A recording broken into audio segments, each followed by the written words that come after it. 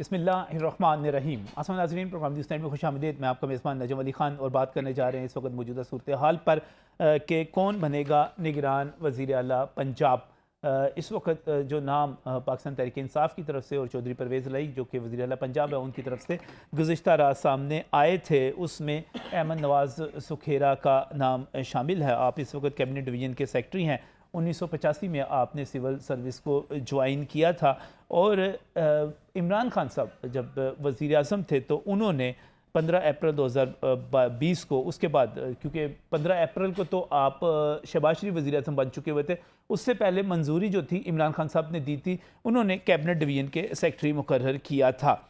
जब अहमद नवाज़ Sukhera cabinet division के secretary मुकर्रर हुए तो उससे पहले वो तजारत का, टेक्सटाइल का, इतलात का और board of investment and privatisation के सेक्रेटरी के तौर पर भी काम कर चुके हुए थे। उनको 14 अगस्त 2022 को तमगा हिलाल इम्तियाज़ से भी नवाजा गया था। तो आप एक बड़ा नाम है, लेकिन सवाल ये पैदा हो रहा था कि क्या एक हाजिर सर्विस ब्यूरोक्रेट जो है, क्या एक पॉलिटिकल पोस्ट के ऊपर, चाहे वो निगरान वज़ीर आला की पोस्ट है, उसके ऊपर आ सकता है या नहीं आ सकता। लेकिन ये एक ऐसा नाम था जो कि पाकिस्तान तहरीक इंसाफ की तरफ से आया, जिस पर मुस्लिम लीग नून भी मुत्तफ़िक हो सकती थी, क्योंकि मरीम नवाज़ की करीबी जो साथी हैं मरीम औरंगज़ेब, उनके साथ सरदार अहमद नवाज़ सुखेरा जो है उनका एक क्लोज़ ताल्लुक़ रहा उस वक्त जब वो सेक्रेटरी इंफॉर्मेशन रहे। इसके साथ साथ एक और नाम जो सामने आया जिसके ऊपर इत्तफ़ाक़ राय हो सकता था वो नासिर महमूद खोसा का था। नासिर महमूद खोसा पंजाब और बलूचिस्तान के चीफ सेक्रेटरी रह चुके हैं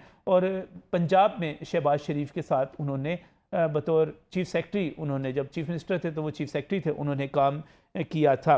इनकी सबसे जो बड़ी बात है, अहम बात है कि ये एक ऐसी फैमिली से तल्लुक़ रखते हैं जो तमाम भाई ही पाकिस्तान में मुमताज़ और नुमाया जगहों पर फाइज़ रहे। जैसे आपके भाई हैं former chief justice of Pakistan Asif Saeed Khosa, और आसिफ सईद खोसा 2019 के उस तमाम दौर में चीफ जस्टिस पाकिस्तान रहे जब बड़े अहम फैसले हुए पाकिस्तान की तारीख के, ख़ासतौर पे जाते जाते जो वो फैसले देकर गए थे उन्होंने भी बहुत ज़्यादा इम्पेक्ट डाला। आप साबिक DIG FIA तारिक खोसा के भी एक भाई हैं और दिलचस्प बात यह है कि अभी थोड़ी देर पहले ख्वाजा आसिफ जो कि वफाकी वज़ीर हैं उन्होंने इतला दी है, उन्होंने कहा है कि नासिर खोसा से उन्होंने भी रब्ता किया लेकिन उन्होंने माजरत कर ली। अब ये माजरत क्यों की गई, इसके हवाले से कई कहानियाँ जो हैं वो सामने आ रही हैं। वो ये है कि 2018 में भी पाकिस्तान तहरीक इंसाफ ने नासिर खोसा साहब का नाम तजवीज़ किया था और इस पर मुस्लिम लीग नून ने 2018 में भी इत्तफ़ाक़ कर लिया था। जैसे ही इत्तफ़ाक़ हुआ था उसके बाद इमरान खान साहब ने ये नाम वापस ले लिया था, जिसकी वजह से उनकी तकर्री नहीं हो सकी थी। ये कहा जा रहा है कि नासिर खोसा जो है वो खौफज़दा हैं, डर रहे हैं कि कहीं उनका हाल भी नजम सेठी वाला ना हो जाए। 2013 में जो निगरान चीफ मिनिस्टर थे, केयर टेकर चीफ मिनिस्टर बने थे और उसके बाद उन पर 35 पैंचरों का इल्ज़ाम लग गया था। अब सूरत हाल वाज़ेह होती चली जा रही है कि कौन आएगा। एक और नाम था नसीर खान साहब का। नसीर खान साहब जो है वफाकी वज़ीर सेहत रह चुके हुए हैं, नारोवाल से उनका ताल्लुक़ है और चौधरी शुजात हुसैन के साथ और शौकत अज़ीज़ के साथ वो वफाकी वज़ीर सेहत थे और वफाकी वज़ीर सेहत होने के साथ साथ एक एक्टिव शख्सियत है।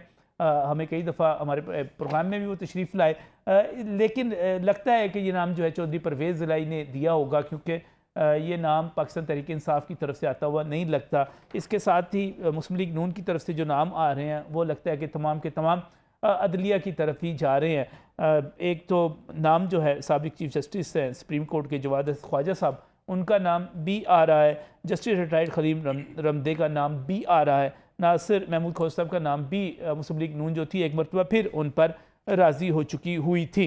कौन बनेगा चीफ मिनिस्टर पंजाब, ये सवाल अपनी जगह पर मौजूद है, लेकिन दूसरी तरफ जो बात की जा रही है वो ये है कि अभी तक ऐसी कोशिशें हो रही हैं, ऐसे सलाह मशवरे हो रहे हैं कि किसी तरह इंतखाबात जो हैं वो ताख़ीर का शिकार हो जाएं, क्योंकि ये बात मुस्लिम लीग नून के लोग बरमला कह रहे हैं कि ये मुमकिन नहीं होगा कि वफाक में एक हुकूमत कायम हो और सूबे में इंतखाबात करवा दिए जाएँ। इससे ये कहा जाएगा कि वफाक की हुकूमत जो थी वो सूबों पर असरअंदाज हुई और उसके बाद जब वफाक के इंतखाबात होंगे तो फिर सूबों के अंदर यहाँ पर पंजाब में या खैबर पख्तूनख्वा में जो हुकूमतें होंगी, कहा जाएगा कि उन्होंने धांधली करवाई है, तो ये माने नहीं जा रहे। तो क्या इंतखाबात ताख़ीर का शिकार हो सकते हैं, आगे जा सकते हैं? ये खालिस्तान एक आइनी सवाल है, कानूनी सवाल है, और इस पर बात करने के लिए हमने यहाँ पर जिन माहिरीन कानून को दावत दी है वो अपनी फील्ड के और अपनी पार्टी के बड़े नाम हैं। मैं बहुत ही मशकूर हूँ, यहाँ पर खालिद नवाज घुमन साहब मौजूद हैं, आपका ताल्लुक मुस्लिम लीग नून फोरम से है, बहुत बहुत शुक्रिया खान साहब हमें। इसके साथ ही बहुत ही मशकूर हूँ चौधरी ज़ुबैर अहमद कसाना एडवोकेट हमारे साथ यहाँ पर मौजूद हैं, आप सदर हैं इंसाफ लॉयर्स फोरम पंजाब के, बहुत बहुत शुक्रिया तशरीफ़ लाने के लिए। और यहाँ पर ये आपके दोस्त हैं, साथी हैं? जी बिल्कुल दोस्त हैं, भाई हैं आपके। ये ख्वाब देख रहे हैं इस वक्त, इनकी पार्टी ख्वाब देख रही है कि इलेक्शन जो है आगे चले जाएँ किसी तरह, और इसके लिए अदालत से और किसी भी तरह से कोई रिलीफ ले लिया जाए, अदालत से खिलवा लिया जाए, रमज़ान भी है, बाकी सियासी मशवरे भी है, चले जाएंगे आगे इंतखाबात। जहाँ तक ख्वाब देखने की बात है उस पर पाबंदी तो कोई नहीं है। अच्छा, ख्वाब देखना गैर कानूनी भी नहीं है? गैर कानूनी भी नहीं है। वो साहिर लुधियानवी ने इनके बारे में कहा था कि ख्वाबों के आसरे पे कटी है तमाम उम्र। तो इनका अच्छा है कि इनकी उम्र जो है वो ख्वाबों के आसरे पे कट जाए, क्योंकि अब इनके पास टाइम सिर्फ ख्वाब देखने का ही है। अच्छा, हकीकत से तो ये बहुत दूर जा चुके हैं, जितनी दूर इनके लीडर जा चुके हैं उतनी दूर इनकी उम्मीदें जा चुकी हैं। इनके लीडर जितनी दूर पाकिस्तान से जा चुके हैं, पाकिस्तान से जा चुके हैं, लंदन में आवाम से भी और पाकिस्तान से जमीनी तौर पर भी जितना दूर जा चुके हैं। अच्छा, अब इनके लिए ख्वाब ही बचते हैं पीछे। अच्छा, घुमन साहब तो भाई हैं हमारे, घुमन साहब तो घुमन साहब नहीं, बहरहाल घुमन साहब बहरहाल अपनी पार्टी के साथ, अपनी उनकी क़यादत के साथ बिल्कुल लॉयल है और डट के दिफा भी करते हैं। बात आ रही है आइन और कानून के हवाले से, कोई तरीका आप सोच रहे हो कि ये आजमाएंगे, और मैं इनकी तरफ आऊंगा, इनसे तरीके इनके तरीके नहीं से पूछूंगा, लेकिन आप बताइएगा कोई ऐसा तरीका अदालत में रिट दायर कर दी जाए और कहा जाए जी ये इंतखाबात नहीं हो सकते, अदालत इस पर हुक्म जारी कर दे। सर, मुल्क अगर हालत जंग में भी हो ना जी, तो उस वक्त भी इलेक्शंस को पोस्टपोन नहीं करना चाहिए, डिले नहीं करना चाहिए।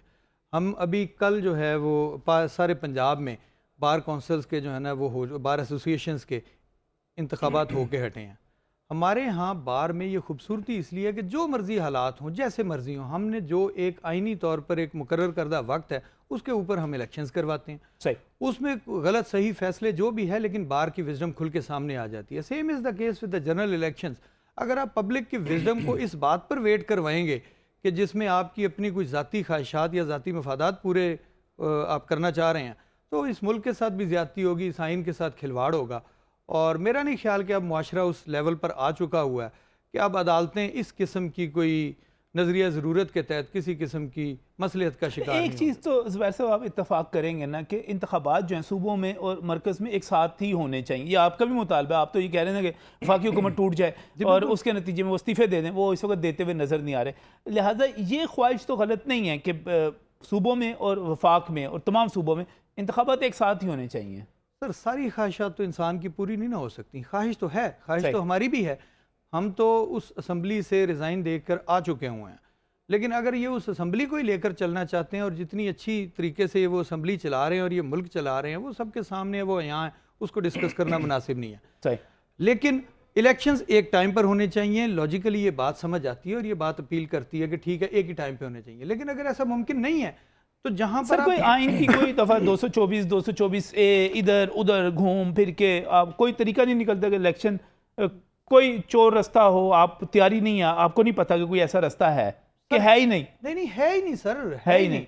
अब आपने खुद से अगर कोई अपना साबिका रिवायात के मुताबिक को जुगाड़ लेना है और किसी ना किसी अदालत का आप सहारा लेना चाहते हैं, सही, तो वो एक अलग कहानी है। आप कोई ना कोई ऐसा सीन क्रिएट करना चाहते हैं तो अप टू देम, अदरवाइज ऐसा है नहीं है ना कानूनन या आइनन। अब आइन क्लियर है, इंतखाबात वाज़े हैं, अप्रैल में होने ही होने हैं, क्योंकि जो जब 3 महीने पूरे होने हैं तो वो आपको इंतखाबात, क्योंकि अगर मुद्दत पूरी हो जाती तो 2 माह में हो जाते। जी बिल्कुल। और अब मुद्दत पूरी होने से पहले असेंबली टूट गई तो अब 3 माह जो है वो इलेक्शन कमीशन के पास है, उसमें उसने इलेक्शन करवाना ही करवाना है। हाँ, अगर ये माजी की तरह खाना काबा में जाके 90 दिन का वादा ना करना चाहें तो बाकी। ज़ियाउल हक साहब की बात कर रहे हैं? हाँ जी, वो फिर 90 दिन 11 साल पर गए थे। खालिद साहब, मैं कहता हूँ किसाना साहब अपनी बात पूरी कर लें। अच्छा, उन्होंने कर ली, उन्होंने वाज़े कर दिया, उन्होंने कह दिया कोई चक्कर ही नहीं है, आप खाना खावा जाके कोई 90 दिन का वादा कर लें, कोई और वादा कर लें तो और बात है, वरना आइन के अंदर अब इंतखाबात जो हैं आपको उसी तरह खेलना पड़ेगा जिस तरह इमरान खान साहब आपको खिलाना चाह रहे हैं। औज़ुबिल्लाहि मिनश्शैतानिर्रजीम, बिस्मिल्लाहिर्रहमानिर्रहीम।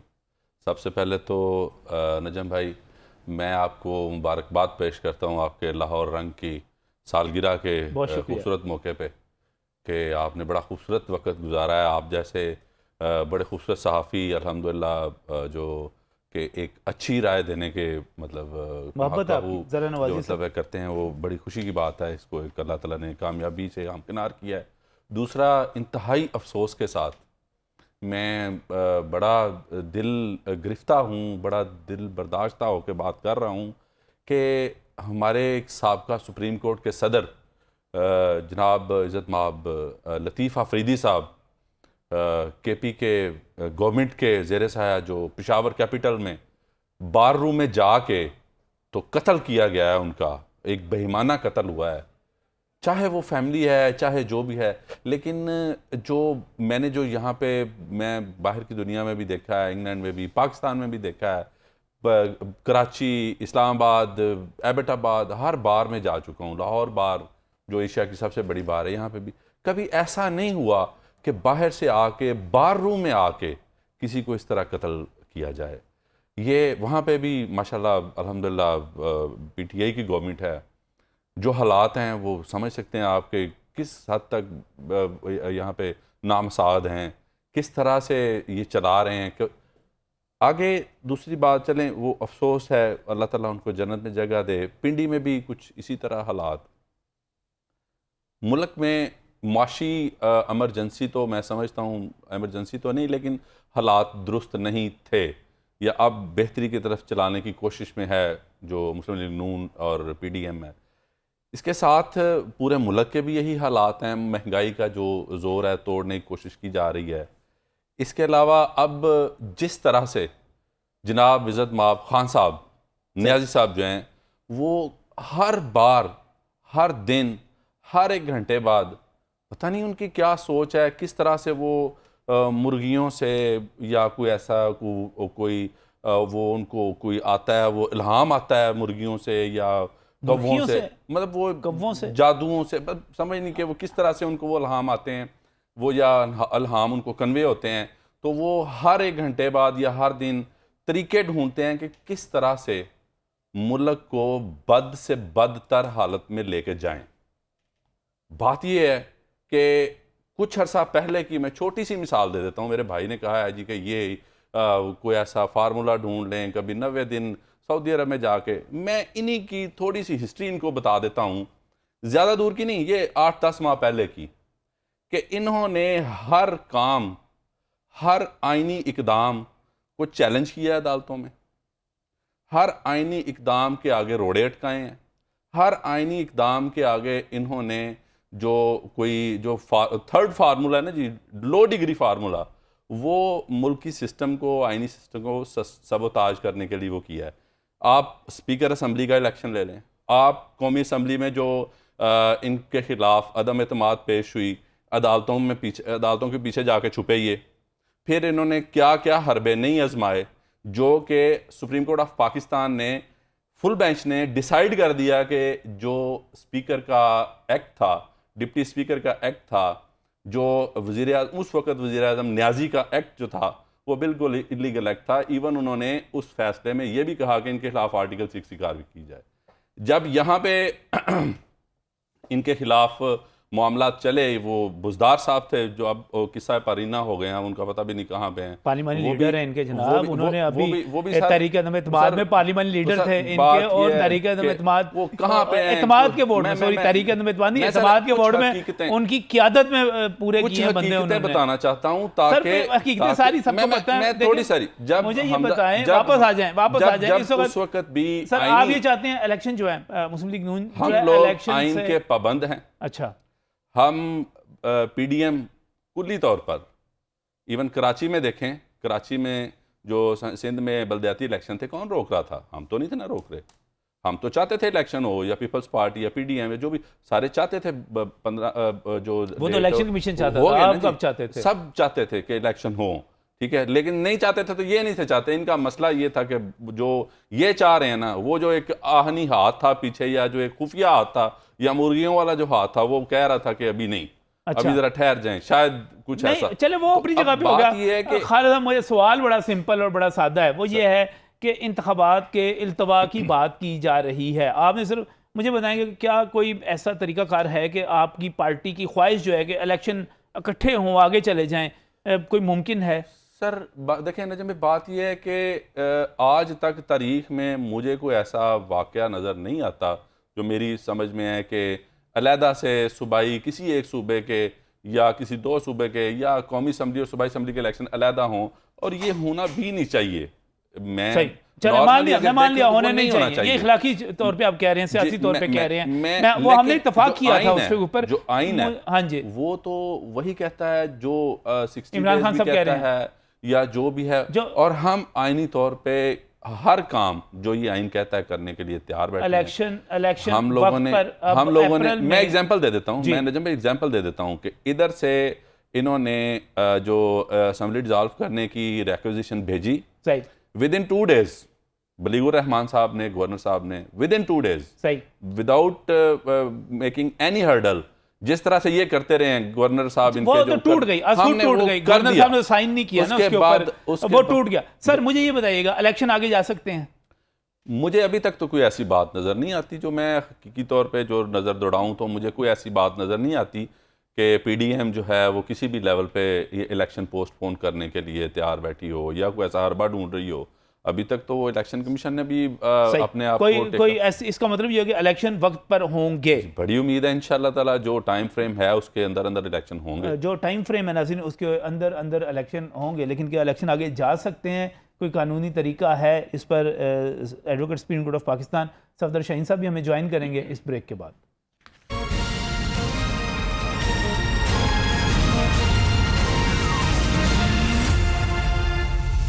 Welcome back from the break. नाज़रीन, बहुत ही अहम किस्म के कानूनी सवालात हैं जो इस वक्त हमारे सामने मौजूद हैं। एक ये है कि कौन बनेगा निगरान वज़ीर आला पंजाब, लेकिन इसके साथ ही अगर मुस्लिम लीग नून जो चाहती थी कि इंतखाबात आगे हो जाएं, तो क्या कोई आइनी और कानूनी रास्ता इस किस्म का मौजूद है कि इंतखाबात को आगे ले जाया जा सके? इसके साथ ही एक और बड़ा अहम मौजू इस वक्त ये बन गया है कि इलेक्शन कमीशन ऑफ पाकिस्तान ने 271 अरकान पार्लियामेंट की रुकनीत को मुअत्तल कर दिया है। कौमी असम्बली के 136 हैं, सेनेट के 21 हैं, सिंध असम्बली के 48 हैं, KP के 54 हैं, बलूचिस्तान असम्बली के 12 हैं। पंजाब असम्बली के अरकान इसमें शामिल नहीं हैं क्योंकि पंजाब असम्बली इस वक्त टूट चुकी हुई है। इनमें जो नाम बड़े बड़े नाम शामिल हैं, इनमें वफाकी वज़रा भी शामिल हैं, उनमें एहसन इकबाल हैं, तारिक बशीर चीमा हैं, ख्वाजा आसिफ वगैरह सारे मौजूद हैं। पाकिस्तान तहरीक इंसाफ के लोग भी हैं, उसमें फवाद चौधरी हैं, उमर अयूब हैं, शफकत महमूद हैं, मुराद सईद हैं, अंदरीब अब्बास हैं, जरताज गुल हैं, इसी तरह पीपल्स पार्टी भी मौजूद है, सेनेट के लोग भी मौजूद हैं, सारे अपनी जगह पर मौजूद हैं। लेकिन इस वक्त जो ख़तरे की घंटी बजी है वो शहबाज शरीफ के लिए बजी है। वो इसलिए बजी है कि अगर सदर मुमलिकत, जैसे कि इमरान खान साहब कह चुके हैं कि उन्होंने सदर मुमलिकत से कहा है कि वो शहबाज शरीफ से कहें कि एतमाद का वोट ले लें, तो अगर वो एतमाद का वोट लेते हैं के लिए जाते हैं तो भाईजान ये तो सारे अरकान जो है, अब हुकूमत अगर 2 या 4 वोटों पर खड़ी भी हो और उस दौरान आपके बहुत सारे अरकान जो है माली गोशवारे जमा ना करवाने पर मुअत्तल हो जाए तो वो वोट नहीं डाल सकेंगे। खतरे की घंटी जो है बज गई और इलेक्शन कमीशन ने बड़ा बरवक्त किस्म का काम किया है और इसका क्या नतीजा निकल सकता है इस पर भी बात करते हैं और इलेक्शन की ताख़ीर के हवाले से भी बात करते हैं। पहले हमारे साथ यहाँ पर चौधरी ज़ुबैर अहमद कसाना साहब, प्रेसिडेंट इंसाफ लॉयर्स फोरम भी हमारे साथ यहाँ पर मौजूद हैं, खालिद नवाज़ खुम्मन साहब भी मौजूद हैं। आपका ताल्लुक मुस्लिम लीग नून लॉयर्स फोरम से है और इसके साथ भी बहुत ही मशकूर हूँ, हमें यहाँ पर सफदर शाहीन साहब ने ज्वाइन किया है। आप advocate supreme court of Pakistan हैं। सफदर शाहीन साहब, इलेक्शन आगे जा सकता है, कोई तरीका?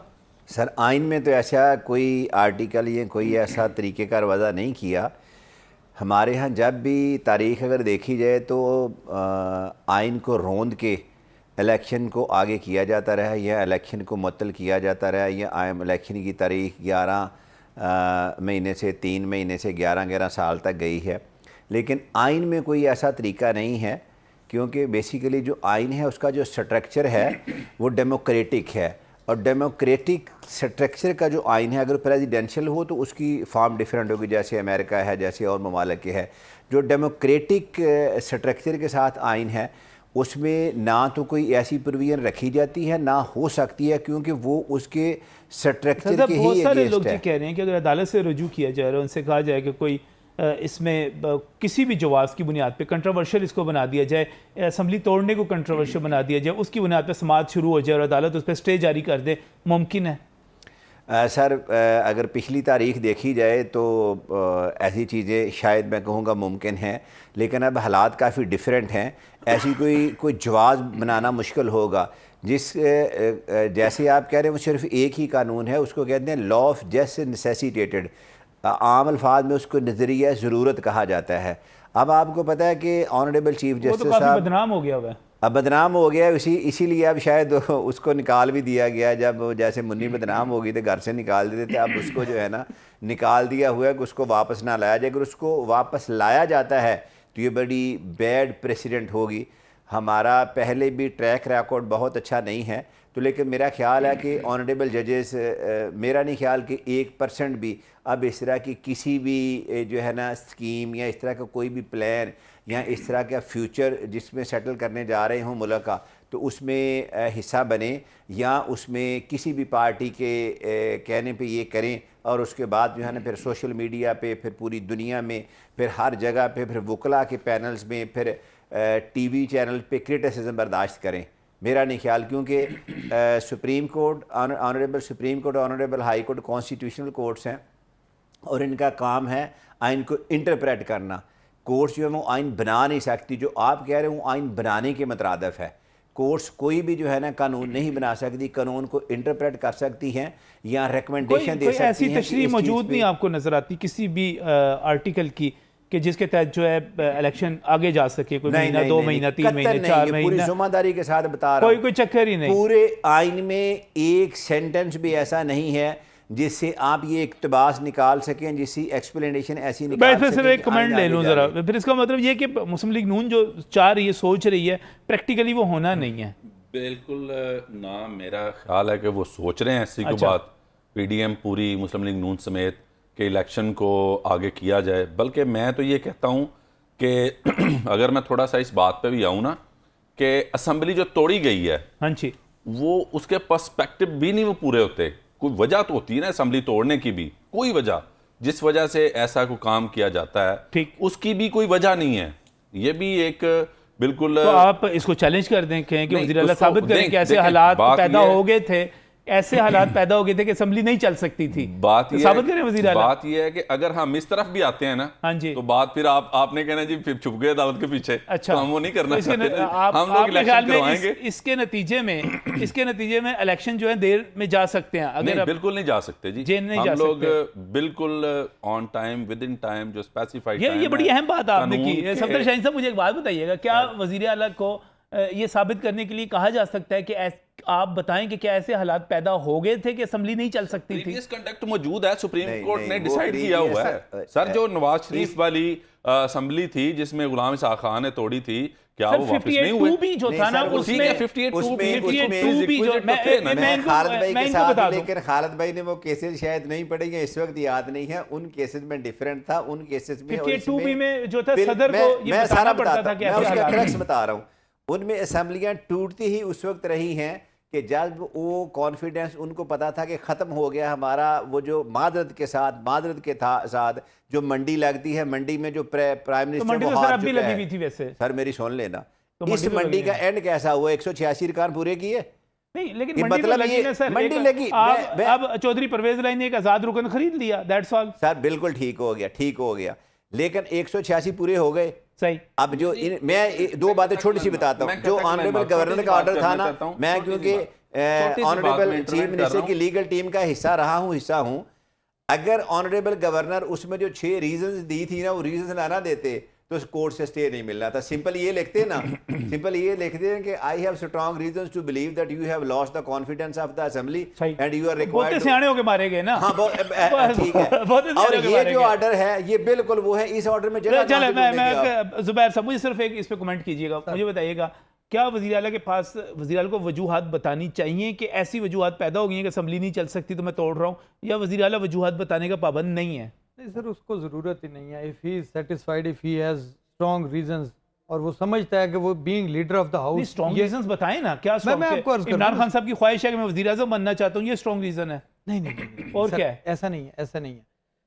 जो रजीम चेंज के बाद से लेके अप्रैल से लेकर आज तक जो इस मुल्क में होता रहा, आपने मुर्गी फरोशों को उठा के वजीर आला बनवाने की कोशिश की, मंडी तब लगी थी, ठीक है, मंडी लग अब गई। नहीं लगी, सही मंडी है, अब नहीं लग लगी गई सर। उन सारे हालात में जिस वक्त जिमनी इलेक्शंस में भी मैंडेट आपके सामने आ गया, ठीक हो हर गया। चीज खुल के आपके तो सामने असेंबली आ तो सर गई है। काम कर रही थी मैं- ना, असेंबली तो इस वक्त मसलसल असेंबली- कानून साजी कर जी, रही बिल्कुल थी। कर रही थी। अभी कुछ दिन पहले उन्होंने इकट्ठे एक ही दिन में 21 कानून शायद थे, वो पूरे निकाल दिए थे। तो असेंबली तो काम कर, क्या ऐसे हालात थे कि असेंबली तोड़ी जाती? जी बिल्कुल ऐसे हालात थे। मुल्क इस वक्त बड़ा मुतकाजी है, हालात हमारे मुतकाजी हैं कि इस वक्त फ्रेश इलेक्शंस कॉल किए जाएं और सर फ्रेश हो जाने इलेक्शन हैं, अक्टूबर में हो सर जाने जी, हैं, वो 6 महीने अक्टूबर ठहर में के। होने हैं ना, अक्टूबर में होने हैं। वो तो तब होना है ना कि जब फिर उसने कहना है अच्छा कि जुबैर में मुझे एक और बात बताइएगा, इस वक्त अगर दोबारा पंजाब में, अभी मुझे इनका पीडीएम वालों का नहीं पता और जी, वो जी। लग भी रहा है कि उनका असेंबली तोड़ने का अभी तक तो कोई इरादा नहीं है, कौमी असेंबली तोड़ने का। जी, ठीक। पंजाब में दोबारा आपकी असेंबली बन जाती है, सर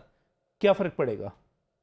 आपकी हुकूमत बन जाती है, अक्सरियती हुकूमत आपकी आ जाती है, क्या फर्क पड़ेगा? हुकूमत सर, फिर आपकी आ गई। पंजाब में आपको नंबर 1 आपको ये जो सिंपल मेजोरिटी वाली एक गेम चल रही थी, आप you will see that 2/3 majority will आ गई आ सर, जाएगी आ इंशाल्लाह गई। ताला। सवाए ठीक हो गया? परवेज लाई को वजारत आला से हटाने के मिलेगा असल में क्या ये सर? मसला है जी, परवेज नहीं, लाई नहीं, साहब नहीं, को नहीं, ये सर, हटाना परवेज चाहते लाई हैं। साहब- अच्छा। और कोई प्रॉब्लम नहीं है नहीं, इनको। नहीं, नहीं, नहीं, ये हमें- इनको तो अब क्या फर्क बात पड़ेगा सर? बात ये अभी इनका कमेंट देख लें कि जो कह रही है मुर्गी फरोश, मोहम्मद सिलाई मुर्गी नहीं बेचता। ठीक है, सर, मैं क्या तो- देखिए, क्या ये तो सबको जो पता इनके है। न्याजी साहब थे वो मुर्गी नहीं बेचते थे? उन्होंने तो नारा ही उनका पहला ये था, मुर्गियां लाएं, अंडे लाएं, ये करें वो करें। मुर्गियां तो खुद बेचते हैं।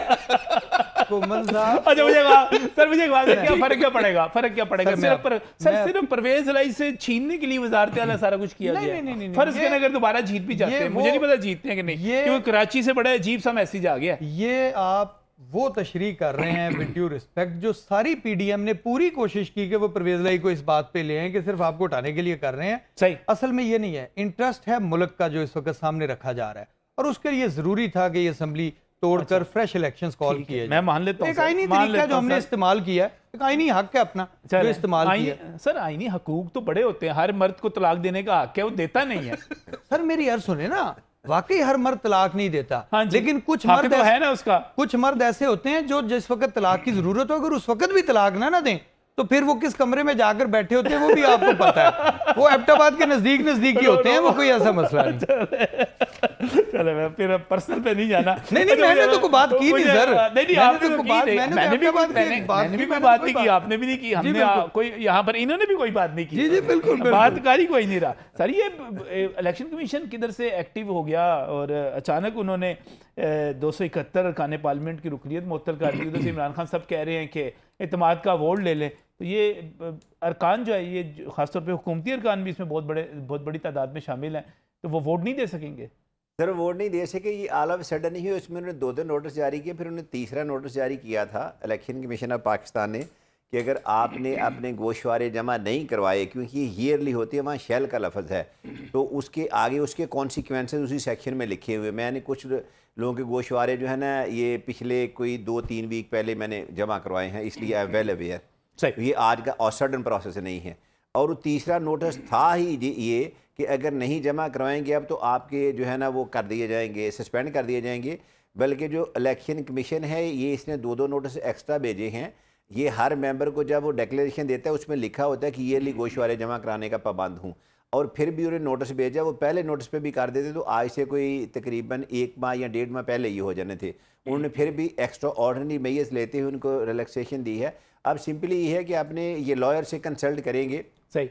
और अपने पिछला गोशवारा जो है उसको उठाएंगे और उसमें देखेंगे कि हमने इस पिछले गोशवारे से लेके अब तक इस साल में कितनी कितनी नई चीज़ें बीच में ऐडअप की हैं, तो उसके बाद जो कितने गिफ्ट मिले हैं, कितनी तनख्वाहें मिली हैं, तो वो उसमें ऐडअप करके जमा करा दी। कि इतना लंबा मुश्किल काम नहीं है। मेरा नहीं ख्याल जिस तरह आपने फोर्सी किया ना कि हुकूमत के लिए ख़तरे की घंटी है, ये कोई इतना लंबा काम नहीं है, वो 2 घंटे का काम है, उनका लॉयर जो है वो फिल करेगा और वो भर देगा, क्योंकि रिसेंटली मैंने किए हैं। बताना पड़ेगा कि तोशा खाने से कितने तोहफे लिए थे और आप गिफ्ट की बात कर रहे थे, बताना पड़ेगा इसमें, नहीं बताएंगे? ਤੁਸੀਂ ਹੁਣ ਤੋਸ਼ਾ ਖਾਨਾ ਵਾਲੇ ਤੇ ਮੈਨੂੰ ਨਾ ਖਿੱਚੋ, ਮੈਂ ਤੇ ਵਕੀਲ ਆ ਸਿਰਫ। ਫਿਰ ਤੁਸੀਂ ਕਹਿੰਦੇ BMW ਵਿੱਚ ਉਹ ਵੀ ਲਿਖਣੀਆਂ ਪੈਣਗੀਆਂ, ਫਿਰ ਕਹੋ ਕਿਹੜੀਆਂ ਬੰਪਰੂਸ ਗੱਡੀਆਂ ਹੈਗੀਆਂ ਸਾਨੂੰ ਉਹ ਵੀ ਲਿਖਣੀਆਂ ਪੈਣਗੀਆਂ। नहीं होते जी, क्लियर करता उन्होंने 1947 तो मांग लिया रिकॉर्ड उन्होंने। 1947 दे नहीं रहे वो, हम सब के दोस्त हैं, अजहर सिद्दीक साहब बड़ा मेहनत कर रहे हैं वो इसके लिए, भाई हैं बड़े प्यारे वो भी, लेकिन वो भी माशाल्लाह ऐसा सवाल उठाते हैं जो कभी हल होने वाले नहीं होता। अब 1947 में आज अदालत में उन्होंने कहा है कि हमारे पास तो रिकॉर्ड ही नहीं है, ठीक है। अब उन्होंने मेरा ख्याल 5-7 दिन की फिर तारीख दी है कि कोशिश करें जितना निकलता निकाल। अच्छा चलें आप इसको अजहर सिद्दीक साहब की तरफ ले सारा जाने है, मैं बताता हूँ। मैं इस केस से पहले डील कर चुका हूँ इस्लामाबाद में ना, हमने कुछ रिकॉर्ड जो है chief commissioner, federal chief commissioner के थ्रू लिए थे, इनके वो दोस्त हैं उनके थ्रू, तो रिकॉर्ड उनके पास सारा है, लेकिन गवर्नमेंट ने कहा रिकॉर्ड देना नहीं है।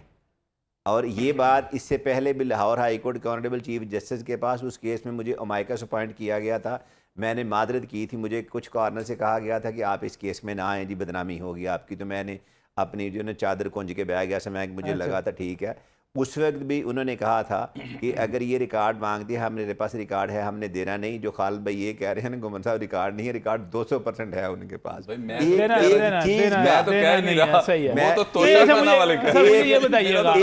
एक नोज पेन से लेके तो बापरूफ गाड़ियों तक का सारा रिकॉर्ड मौजूद है, जिसने तोशा खाने से जो लिया हुआ सारा रिकॉर्ड मौजूद है और वो देना पड़ेगा। ये शहबाज शरीफ के लिए खतरे की घंटी है इस वक्त। अरकान आपके देखें ना, एहसन इकबाल जैसा बंदा, तारिक बशीर चीमा जैसा फेडरल मिनिस्टर, ख्वाजा आसिफ जैसा वजीर, उन्होंने भी अपने गोशवारे जमा नहीं करवाए, ये तो वोट नहीं दे सकेंगे अगर कल कह दिया जाए।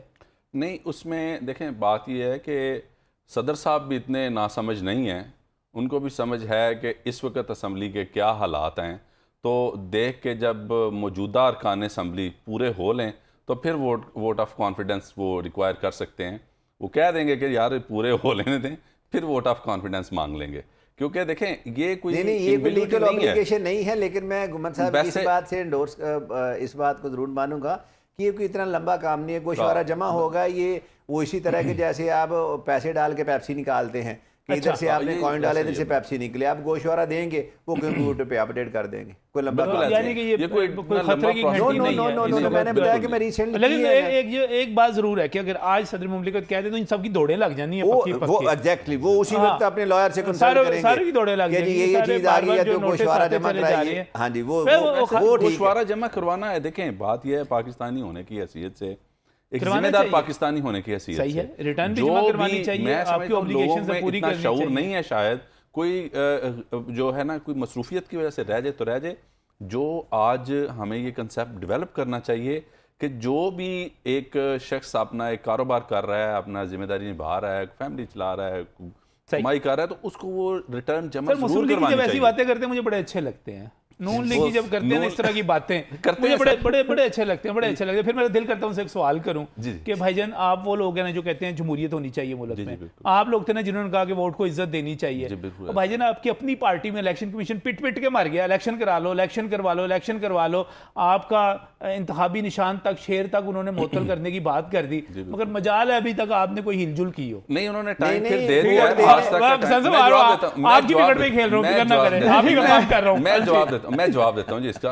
मार्च का उन्होंने फिर एक तो टाइम दे दिया है, वो तो बेचारों ने देना ही था, मेहरबानी है। नंबर 2, उनको समझ आ गई थी कि वाकया नहीं, उनको समझ आ गई थी कि जो हालात हमने फेस किए हैं ना, कभी एक को अंदर दे रहे हैं, कभी दूसरे को दे रहे हैं, कभी दीवारों में चुनवा रहे हैं, कभी कुछ कर रहे हैं, कभी कुछ कर रहे हैं। वो मैं असेंबली की बात कर रहा हूँ कि मियाँ साहब ने एक दफा कहा कि आप तो दीवारों में चुनवा रहे हैं जी। तो वो बात ये है कि जो हालात फेस किए हैं एडमिनिस्ट्रेशन, जो हमारी जो एलीट जो हाई अप्स हैं, उनको जाली मुकदमात में कभी किसी में अंदर कर रहे हैं, तो फिर किस तरह से वो सर आपकी हुकूमत भी थी उस दौरान, आप अपनी हुकूमत के होते हुए सारा कुछ किया। चले मैं तो दोबारा आपकी तरफ आ जाऊंगा सर, जो काम गलत है सर, आप देखिए मुल्क संभाल रहे हैं, पार्टी नहीं संभालनी आपने, देखिए इतना बड़ा पार्टी नहीं संभालनी आपने। नहीं सर, इंशाल्लाह ताला पार्टी शार्टी बाद में, पहले मुल्क संभालेंगे, पहले मुल्क पार्टी की ऐसी तैसी हो जाए पावे, पहले इस चक्कर में हमने पार्टी की ऐसी तैसी कर दी है, बाद में बचाएंगे, पहले इस मुल्क को बचाएंगे। चलो फिर सियासत दा फिर अल्लाह हाफिज़। ये ਤੁਹਾਡਾ एक बड़ा ही इस वक्त अहम सवाल है, एक बड़ी एक्टिविटी हुई है कि चोई शुजात जो है इन एक्शन इलेक्शन हुए हैं, चौधरी परवेज़ लाई की रुकनीत उन्होंने मुअत्तल कर दिया है, मोनस लाई को भी, कामिल अली आगा को भी नोटिस भी जारी कर दिए कि ये आप सूबाई सदर होते हुए अपनी पार्टी को पीटीआई में कैसे जम कर रहे हैं। आमना उल्फत इस वक्त पाकिस्तान तहरीक इंसाफ से मुस्लिम लीग काफ से मेरे साथ इस वक्त टेलीफोन लाइन पर मौजूद हैं। अच्छा, वो इंतज़ार कर रही थी, बहन इंतज़ार नहीं कर सकी, वो ड्रॉप कर गई हैं, दोबारा उनकी तरफ जाते हैं। तो आमना उल्फत जो है वो उनको मैंने गलती से कह दिया पीटीआई से, वो अभी जाना है उन्होंने पीटीआई में। अच्छा, आप कुछ कमेंट कर रहे थे इस पर? मैं सिर्फ एक ऑन सीरियस नोट में अर्ज करने लगा था, ये जो 271 अरकान की रुकनीत मुअत्तल हुई है, ये आए दिन होती रहती है।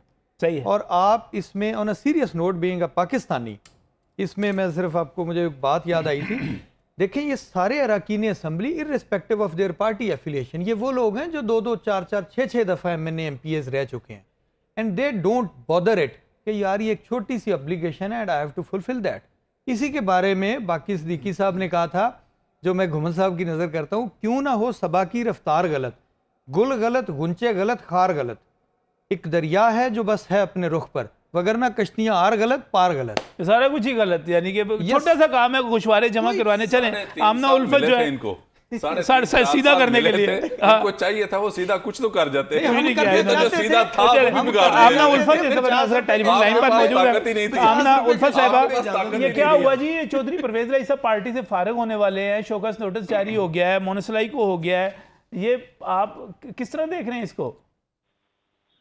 देखें, ये चीज़ें पार्टी के अंदर, ये जो इस वक्त जो फैसले हो रहे हैं, ये परवेज़ इलाही साहब और मोनस इलाही साहब की मर्जी के मुताबिक हो रहे हैं।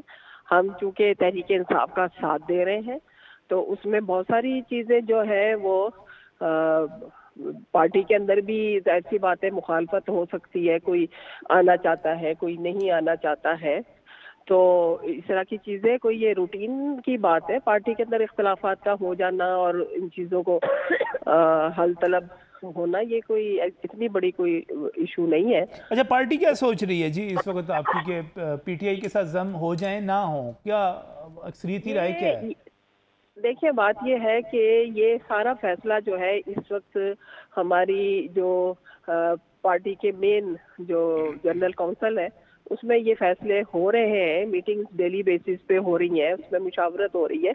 ये सारी चीज़ें एकदम से चुटकी बजाकर तो होने वाले फैसले नहीं है, तो इंशाल्लाह 1-2 रोज के अंदर पिक्चर क्लियर हो जाएगी कि क्या फैसला होता है।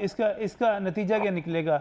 चौधरी शुजात हुसैन और चौधरी परवेज़ लाई, इनकी राहें अब पक्की पक्की अलहदा हो गई, अस्सलाम वालेकुम हो गया, अल्लाह हाफिज़ हो गया, सब कुछ हो गया।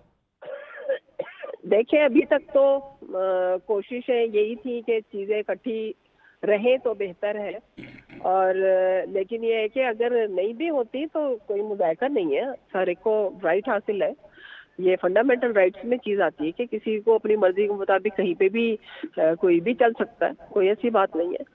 नहीं, इसमें गलत कौन है? चौधरी शुजात गलत है, चौधरी परवेज़ लाई गलत है? दोनों अपनी अपनी जगह अपने दिमाग के मुताबिक सही है, मैं किसी को गलत कैसे कह सकती हूँ? हर एक का अपना इख्तियार है, हर एक की अपनी मर्जी है, हर एक का अपना नजरिया है। सही सही, लेकिन राहें अलग होती हुई नजर आ रही हैं। देखें, मे भी चौधरी शुजात साहब हमारे साथ आ जाए। सही, बहुत बहुत शुक्रिया, बहुत शुक्रिया आमना उल्फत साहिबा।